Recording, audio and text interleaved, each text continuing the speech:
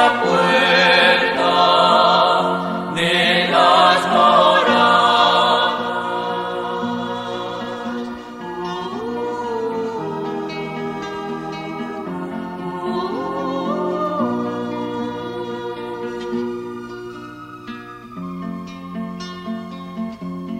Mira que estoy a la puerta llamando. Si alguno me oye y me abre, entraré en su casa y cenaremos juntos. Le comunicaré todos mis secretos. Amén. Maránata, ven, Señor Jesús. Tengo la puerta abierta para ti.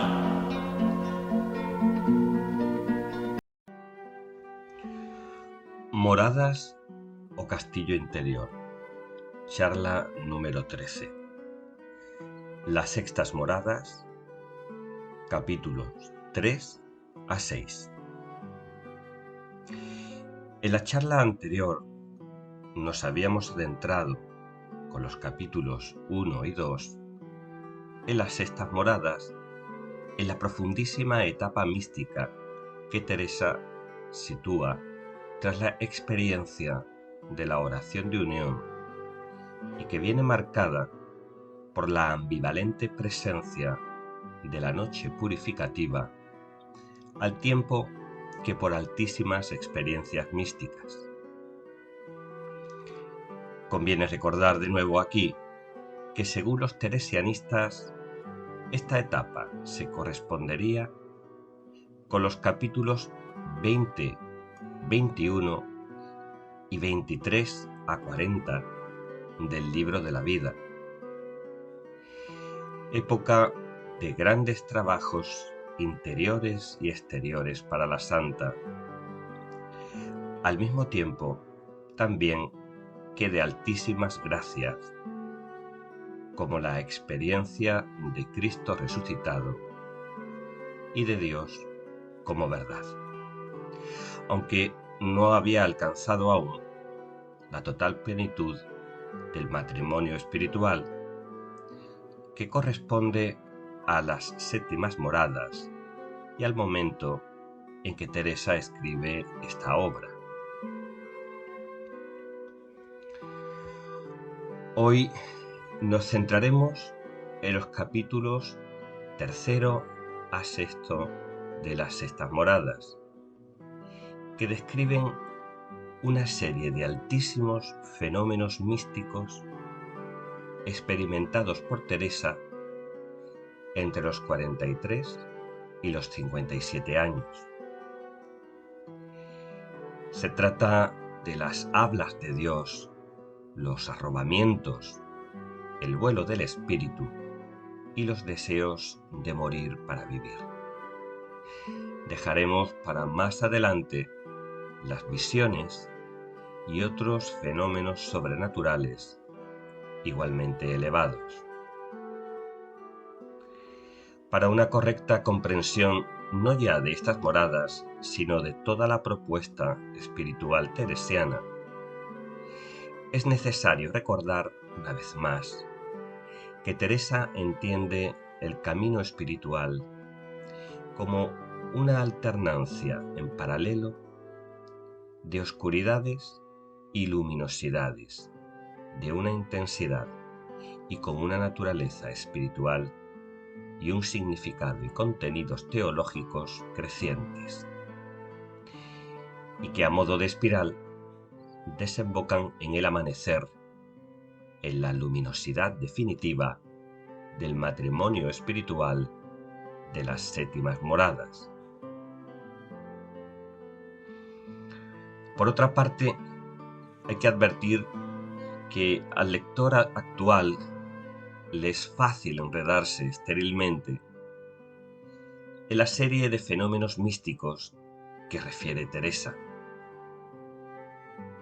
Unos tropezarán con ellos desde la perspectiva científico-racional que rechaza a priori lo misterioso sagrado. Otros, desde una perspectiva reivindicativa, pero totalmente acrítica y ahistórica de un sentimiento religioso, las más de las veces formal y barroco, acaban vaciando de su auténtica profundidad teológica y espiritual unas experiencias místicas que para los teresianistas no son sino maneras en las que Dios despierta y motiva al alma. Ese despertar y motivar al alma para buscar a Dios es el auténtico punto al que apuntan las 7 moradas teresianas y toda fenomenología mística. Enredarse en los fenómenos sobrenaturales, frutos de la voluntad inescrutable de Dios para una persona precisa, con un destino personal y eclesial absolutamente individual e irrepetible, es querer aferrarse al dedo que apunta en vez de mirar a la luna a la que señalan esos fenómenos. Podemos, por tanto, afirmar que la fenomenología mística que refiere Teresa en estos capítulos son manifestaciones reales, frutos de una mente y un corazón lúcidos y maduros, pero no lo olvidemos, vivenciadas e interpretadas por ella misma, de acuerdo con su configuración psicoafectiva personal concreta y con unos parámetros culturales e históricos también concretos.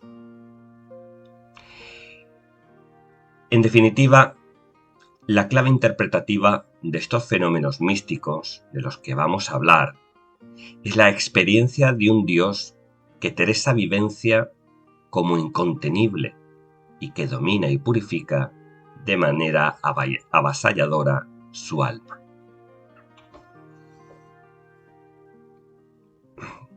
En línea con estas precisiones, el capítulo 3 comienza con el sumario. Dice de la manera que habla Dios al alma cuando es servido y avisa cómo se han de haber en esto y no seguirse por su parecer. Sexta Moradas 3 trata, por lo tanto, de las hablas de Dios. Lejos de todo maravillosismo, este comunicarse de Dios con el hombre conecta con la Escritura.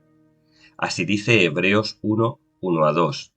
En muchas ocasiones y de muchas maneras habló Dios antiguamente a los padres por los profetas. En esta etapa final nos ha hablado por el Hijo. En conexión con la teología y con la antropología bíblicas, podemos afirmar que Dios, cuya naturaleza trinitaria es esencialmente relación y que busca incansablemente la relación con la persona, no solo nos ha hablado a través de su Hijo, sino que sigue comunicando con nosotros hoy a través de distintas mediaciones. Este es el marco adecuado para una correcta interpretación de las hablas de Dios en Teresa de Jesús. Dios se revela en la historia del ser humano y para ello la palabra toma cuerpo. Para Teresa, el Dios palabra creadora que ha tomado cuerpo en Jesús sigue hablando hoy en día, como antaño a los profetas, a personas, eso sí, muy escogidas. El místico es el oyente por excelencia de la palabra de Dios. Teresa había experimentado estas hablas de Dios muchas veces y siempre en momentos cruciales de su vida y de su camino. De hecho, estas hablas nunca brotan de la nada, sino que tienen un perfecto encaje biográfico. Las hablas de Dios son siempre respuesta a una pregunta previa, a un problema concreto que bulle en la mente y en el corazón de Teresa. Por ejemplo, el sírveme tú a mí y no te metas en eso, de Vida 19.9. El no hayas miedo, que yo soy, de Vida 25.18. El yo te daré el libro vivo, de Vida 26.6. El nadie se aparte para quitarte de mí, de Relaciones 25. O el ¿qué temes? ¿Cuándo te he yo fallado? De Fundaciones 29:6. Las hablas de Dios no son un hecho caprichoso y meramente sobrenatural, sino que tienen un sentido netamente teologal, eclesial y apostólico. Dios le habla para que ella testifique el misterio de un Dios que se comunica al hombre y para enseñar a discernir y vivir esta experiencia de un Dios que, siendo esencialmente relacional, busca incansablemente comunicarse con la persona.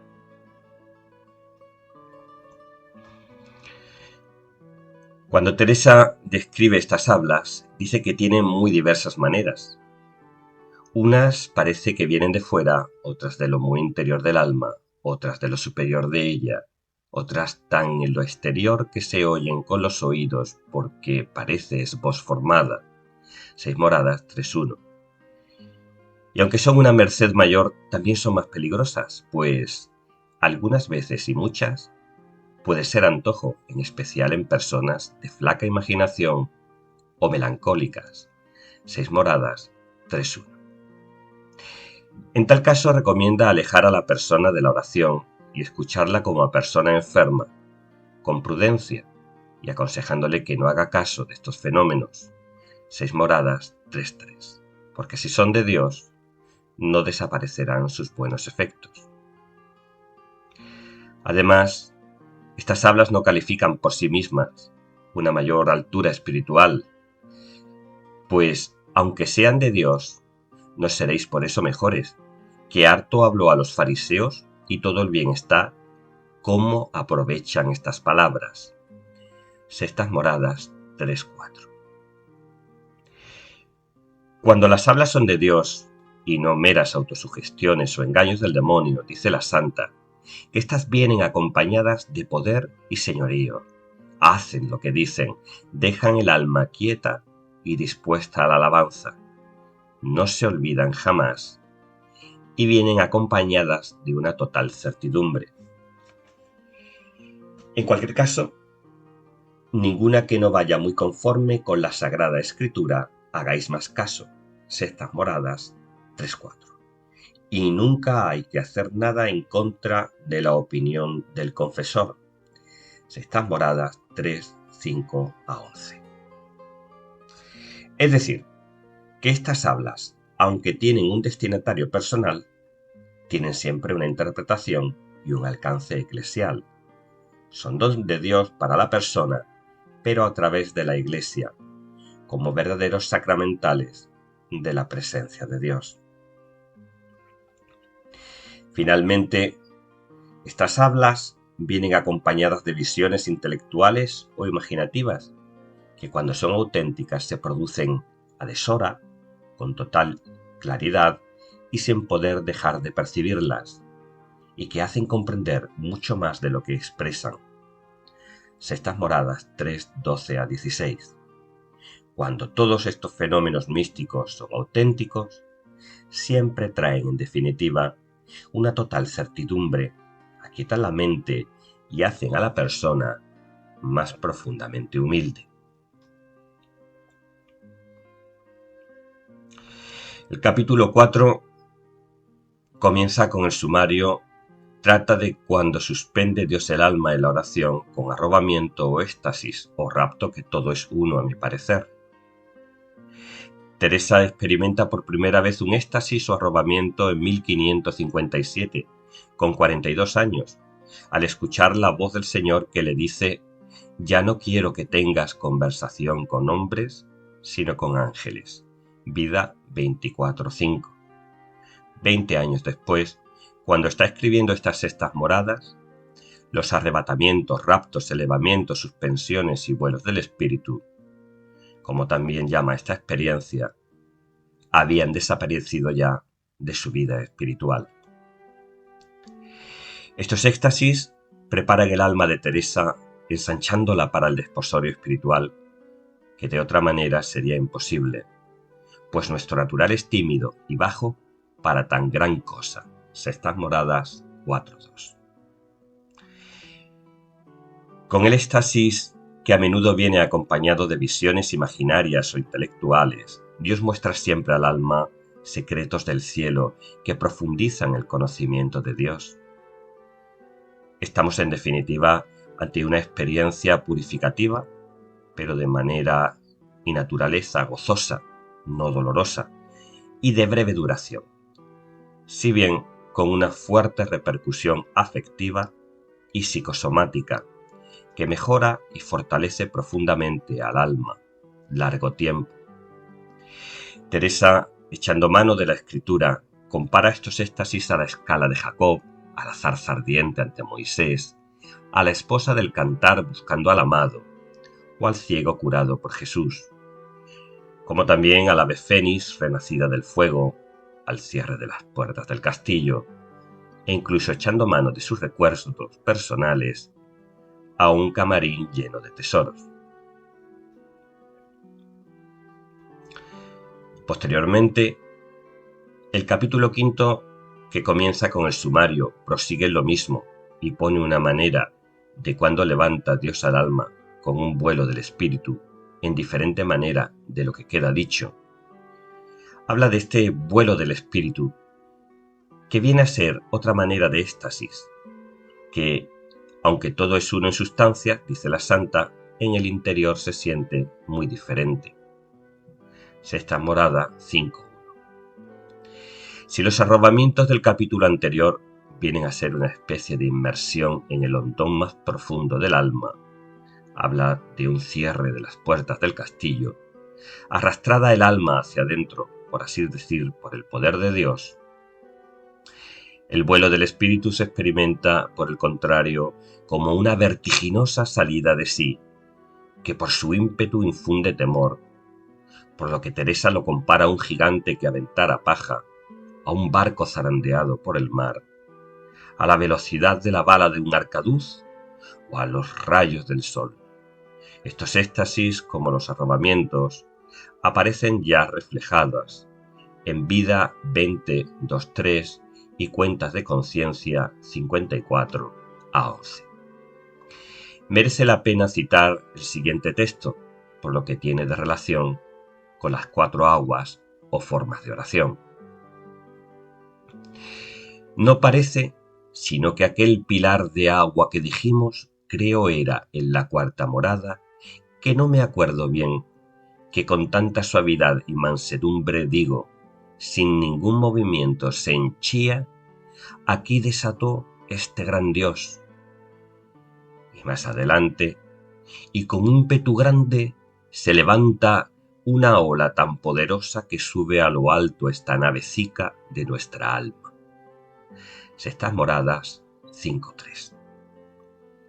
El éxtasis, añade Teresa, viene a menudo acompañado de visiones imaginarias e intelectuales, de las cuales trataremos en charlas posteriores, y que transmiten un enorme conocimiento intuitivo y amoroso de Dios. Este comprender teológico, no intelectual, sino gustoso, experiencial e intuitivo, junto con la paz y el sosiego que deja la experiencia, es uno de los rasgos característicos del vuelo del espíritu y marcan la diferencia respecto de posibles estados histéricos. Los otros criterios de discernimiento serían la humildad, entendida siempre como conocimiento propio, con la que queda el alma, y el desasimiento de todo lo criado. Así pues, ante esta inefable y tremenda experiencia, la respuesta del alma debe ser, pues, de confiada y animosa entrega a un Dios que le da algo de lo que está llamada a gustar.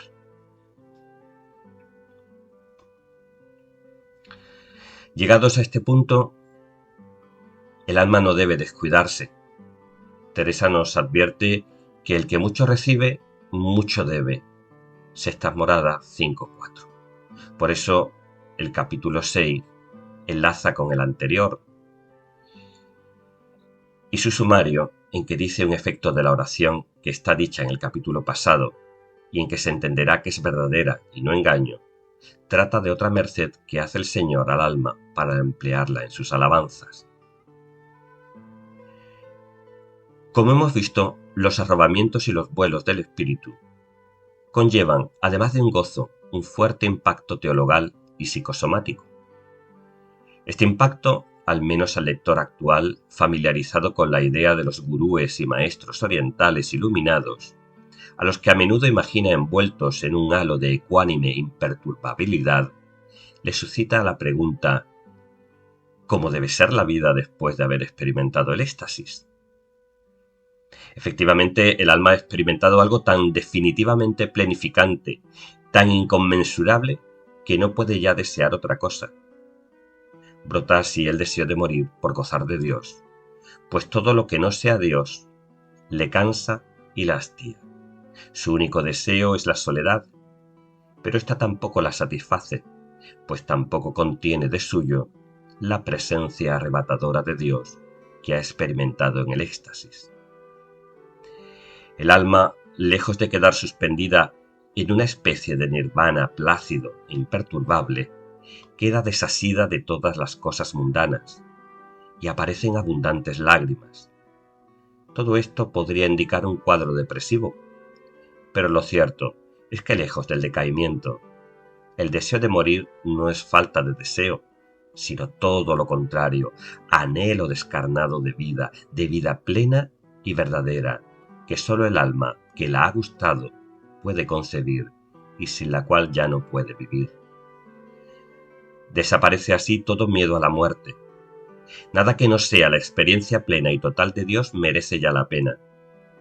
El alma no puede ya conformarse con menos de lo que ha gustado, pero lamentablemente no puede acceder por sus propios medios o voluntad a ella, pues no es un fruto de ninguna técnica humana, sino puro don de Dios. El criterio de autenticidad de toda esta fenomenología mística y psicosomática es el crecimiento de las virtudes y las obras concretas, junto a la liberación del propio egoísmo, que se traduce en deseo sólo de agradar al esposo, evitando el más mínimo pecado, y el anhelo de que todos lo alaben, y como siempre, la humildad o el autoconocimiento teresianos.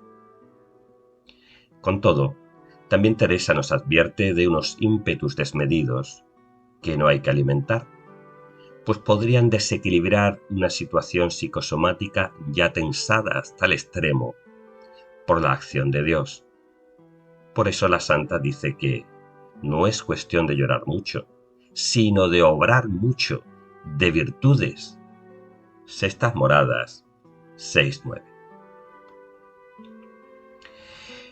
De muchas formas podríamos acabar esta charla, pero hemos elegido incidir en cómo las más altas experiencias místicas, cuando son auténticas, se entretejen en una solidísima urdimbre doctrinal y la conducen a una inagotable labor apostólica. Sin estas dos coordenadas, la experiencia mística es siempre subjetiva y sospechosa. Por otra parte, estos capítulos nos sitúan la mística teresiana como mística de la experiencia, mística de un Dios que no se le da a la inteligencia, sino que se da por la vía del amor, por lo que el alma es purificada de cuanto dificulta ese amor. Noche y luz se alternan en el camino del orante hasta el amanecer final en Dios.